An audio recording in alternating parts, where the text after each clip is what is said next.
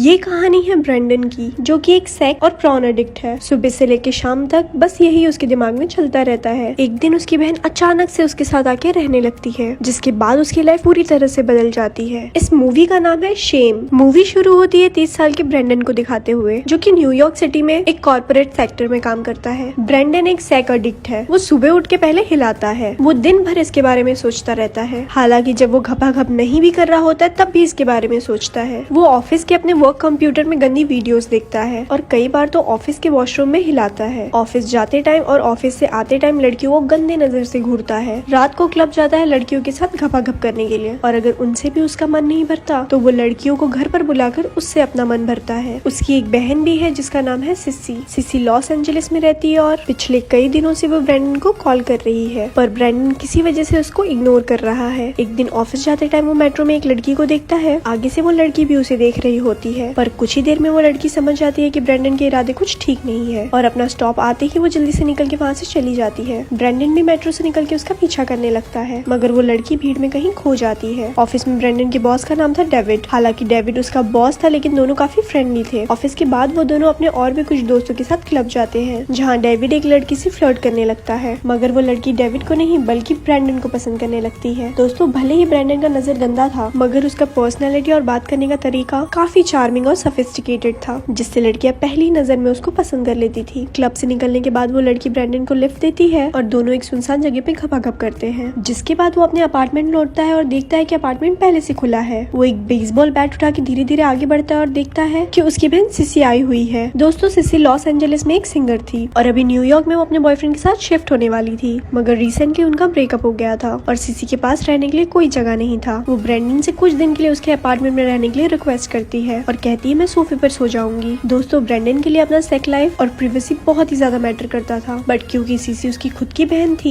इसलिए वो ना चाहते हुए भी मान जाता है। अगले दिन सीसी न्यूयॉर्क के क्लब में गाना गाने वाली थी, जहाँ वो ब्रेंडन को वहाँ आके उसका गाना सुनने के लिए इनवाइट करती है। ऑफिस के बाद ब्रेंडन डेविड को लेके सीसी के क्लब पहुँचता है, जहाँ वो गाना गा रही होती है। उसका गाना सुन के ब्रेंडन काफी इमोशनल हो जाता है। गाना खत्म होने के बाद वहाँ के सारे लोग सीसी की तारीफ करने लगते हैं, जिसके बाद सीसी भी ब्रेंडन और डेविड को ज्वाइन करती है और तीनों ड्रिंक करके अपने अपने लाइफ के बारे में बातें करने लगते हैं। इसी दौरान डेविड सिसी के साथ फ्लर्ट करने लगता है, जिससे ब्रेंडन काफी अनकंफर्टेबल हो जाता है, मगर वो कुछ रिएक्ट नहीं करता। फिर वहाँ से निकल के तीनों ब्रेंडन के अपार्टमेंट जाते हैं, जहाँ डेविड और सिसी उसे बिना कुछ कहे उसके रूम में जाके लव लपाटा करने लगते हैं। ब्रेंडन बाहर से उनका आवाज सुन सकता है। उसे काफी गुस्सा भी आता है, मगर वो कुछ कर नहीं पाता क्योंकि डेविड उसका बॉस है, इसीलिए वो बाहर जॉगिंग के लिए चला जाता है। वापस लौटने के बाद वो देखता है कि डेविड और सिसी घर पर नहीं है। वो बेडशीट चेंज करके फटाफट सो जाता है। कुछ देर बाद सिसी घर लौटती है और उसके पास जाके लेट जाती है। इससे ब्रेंडन काफी ज्यादा गुस्सा हो जाता है और चिल्ला के उसे रूम से बाहर जाने के लिए कहता है। अगले दिन ऑफिस में ब्रेंडन उसकी एक कलीग मरियन के साथ फ्लर्ट करना शुरू कर देता है। मरियन भी पहले से ब्रेंडन को पसंद करती थी, इसलिए वो भी इंटरेस्ट दिखाती है। ब्रेंडन आज रात उसे डिनर के लिए पूछता है, जिसके लिए वो मान भी जाती है। ऑफिस के बाद दोनों एक फैंसी रेस्टोरेंट में डिनर करने के लिए जाते हैं और अपने अपने लाइफ के बारे में बातें करते हैं। यहाँ हमें पता चलता है कि हाल ही में ही मरीन का डिवोर्स हुआ है। ब्रेंडन का इरादा तो कुछ और था, मगर मरीन के ऊपर वो खुद का मूव चलाने से खुद को रोकता है। दोनों काफी सारे बातें करते हैं और अपने अपने घर लौट जाते हैं। घर लौटने के बाद ब्रेंडन सीधा बाथरूम में जाके हिलाने लगता है, मगर तभी अचानक सीसी उसे ये करते हुए देख लेती है। उसे बाहर ब्रेंडन की लैपटॉप मिलती है, जिसमें गंदे वीडियोस होते हैं और एक लाइव वेबकैम में एक लड़की परफॉर्म भी कर रही थी। तभी ब्रेंडन आके लैपटॉप को बंद कर देता है और उसके ऊपर स्पाई करने के लिए, उसका प्राइवेसी खत्म करने के लिए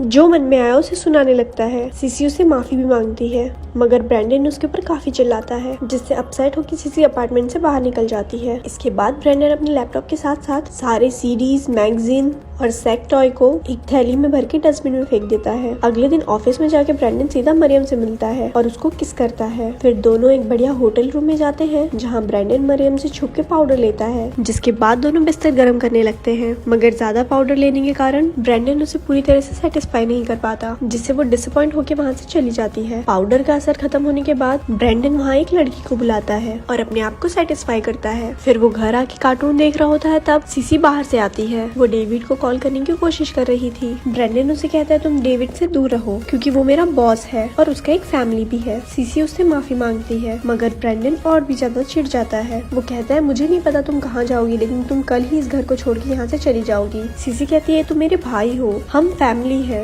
हमें एक दूसरे की देख रेख करनी चाहिए। ब्रेंडन कहता है आज तक तुमने कब मेरी देख रेख की है, तुम्हारे पास न रहने के लिए एक घर है न रियल जॉब है, तुम तो खुद की साफ सफाई भी नहीं कर सकती, तुम मेरे ऊपर एक बोझ हो और जो मैं अब उठा नहीं सकता, तुम्हारे लिए इस घर में अब और कोई जगह नहीं है। ये कह के वो वहाँ से चला जाता है और एक बार में जाके एक लड़की से मिलता है। वो उसे गंदी गंदी बातें करके उसे उकसाता है और उसके साथ चलने कहता है मगर तभी उस लड़की का बॉयफ्रेंड आ जाता है। मगर ब्रेंडन उसके साथ एक साइको की तरह बात करता है और कहता है मैं तुम्हारी गर्लफ्रेंड के साथ बहुत गंदी गंदी चीजें करने वाला हूँ। ये सुन के उसके बॉयफ्रेंड का आतमाजी सटक जाता है और वो उसे वहीं पटक कर पीट देता है। इसके बाद वो एक दूसरे क्लब में एंट्री करने की कोशिश करता है मगर वहाँ उसको एंट्री नहीं मिलती। फिर रोड की दूसरी तरफ उसे एक गे क्लब दिखता है। वो इतना फ्रस्ट्रेटेड था कि उसे समझ ही नहीं आ रहा है कि वो क्या कर रहा है। वो उस क्लब में जाता है और लड़की के साथ लवलापाटा करने लगता है। इसी बीच लगातार उसे सीसी का कॉल और वॉइस मेल आ रहे थे जिसमें उसे सीसी कॉल पिक करने के लिए लिटरली गिड़गिड़ा रही थी मगर ब्रेंडन फिर भी उसका कॉल रिसीव नहीं करता। वो एक चीप होटल में जाता है जहाँ वो दो लड़की के साथ एक साथ घपाघप करता है। इसके बाद मॉर्निंग में वो मेट्रो में अपने घर लौटता है जहाँ एक जगह ट्रेन को रोक दिया जाता है क्योंकि आगे एक लड़की ने सुसाइड कर लिया था। ये देख के ब्रेंडन को फाइनली थोड़ा सेंस आता है और ट्रेन से निकल के वो भागते हुए अपने घर जाता है। वो रास्ते में बार बार सीसी को कॉल करने की कोशिश कर रहा था मगर सीसी की तरफ से कोई भी जवाब नहीं मिल रहा था। वो बहुत ही ज्यादा पैनिक हो जाता है और घर पहुंच के देखता है कि सीसी ने अपना हाथ काट लिया है और वो पूरी तरह खून से लथपथ है। वो बहुत ही ज्यादा डर जाता है और उसे तुरंत हॉस्पिटल में एडमिट करता है। वहाँ उसका इलाज चलता है और कुछ देर बाद सीसी होश में आती है। ब्रेंडन उससे माफी मांगता है और अकेले में जाके काफी रोने लगता है क्योंकि अब